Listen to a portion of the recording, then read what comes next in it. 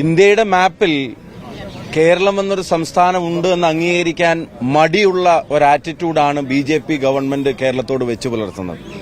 കേരളം ആ മാപ്പിന്റെ ഭാഗമാണെന്ന് അംഗീകരിക്കാൻ ഗവൺമെന്റ് മടിക്കുകയാണ്. കേരളത്തിന്റെ വികസനം ആമയുടെ വേഗത്തിൽ മതി എന്നാണോ രാജ്യം ഭരിക്കുന്ന സർക്കാർ തീരുമാനിക്കുന്നത് എന്നുള്ളത് കേരളത്തിലെ ജനങ്ങൾ സ്വാഭാവികമായിട്ട് ഉയർത്തുന്ന സംശയമാണ്. ഹൈസ്പീഡ് റെയിൽവേ കൊറിഡോർ പല സിറ്റികളെയും കണക്ട് ചെയ്ത് പ്രഖ്യാപിച്ചപ്പോൾ അതിലൊരു മെൻഷനും കേരളത്തെ സംബന്ധിച്ച് ഇല്ലാതെ പോയതിന് ഈ ഗവൺമെന്റ് മറുപടി പറയണം.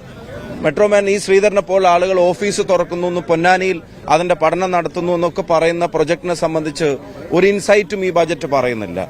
സംസ്ഥാനവും മറ്റൊരു സമാന്തര പ്രൊജക്ടിനെ സംബന്ധിച്ചുള്ള പ്രഖ്യാപനങ്ങൾ നടത്തുമ്പോൾ അത് കേന്ദ്രമായിട്ട് എന്തെങ്കിലും കമ്മ്യൂണിക്കേഷൻ നടത്തിയിട്ടുണ്ടോ, ഏതെങ്കിലും തരത്തിൽ ഫണ്ട് അക്വയർ ചെയ്യാനുള്ളതോ അത് ഇവിടുന്ന് അനുമതി മേടിക്കാനുള്ള നടപടികളിലേക്കോ കടക്കുന്നുണ്ടോന്നതിനെ സംബന്ധിച്ച് ഒന്നും വ്യക്തതയില്ല. ഇപ്പൊ കേരളത്തെ രാജ്യത്തിന്റെ മാപ്പിൽ കാണാത്ത, കേരളത്തെ കണ്ണിൽ കാണാത്ത ഒരു ആറ്റിറ്റ്യൂഡാണ്, ഒരു ബജറ്റാണ് അവതരിപ്പിച്ചിരിക്കുന്നത്.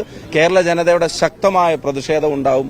കോർപ്പറേഷനൊക്കെ നൽകിയാലും തിരിച്ച് കേരളത്തിനൊന്നും നൽകില്ല എന്നുള്ള ഒരു മെസ്സേജ് കൂടി ഇതിനകത്തുണ്ട്. അതുപോലെ തന്നെ പ്രവാസ ലോകത്തെ പ്രശ്നങ്ങളെ സംബന്ധിച്ച് അവിടുത്തെ ജനതയ്ക്ക് വേണ്ടിയുള്ള, നാടിന് ഇൻകം ഉണ്ടാക്കുന്ന ജനതയ്ക്ക് വേണ്ടിയുള്ള ഒരു ഇടപെടലും അതിനകത്ത് കാണുന്നില്ല. മറ്റൊരു പ്രധാനപ്പെട്ട ഘടകം കേരളത്തിന്റെ റെയിൽവേ പാടെ അവഗണിച്ച മട്ടാണ്. ഒരുപാട് ആവശ്യങ്ങൾ മുന്നോട്ട് വെച്ചിട്ടുണ്ട്, ഒന്നിനെയും അഡ്രസ് ചെയ്യുന്ന ഒരു സമീപനമില്ല. അപ്പൊ കേരളത്തെ പാടെ അവഗണിച്ച ഒരു ബജറ്റ്, സീറോ ബജറ്റ് എന്ന വാക്ക് കേരളത്തെ സംബന്ധിച്ചിടത്തോളം ഇവിടെ മാച്ച് ആവുന്ന അവസ്ഥയിലാണുള്ളത്.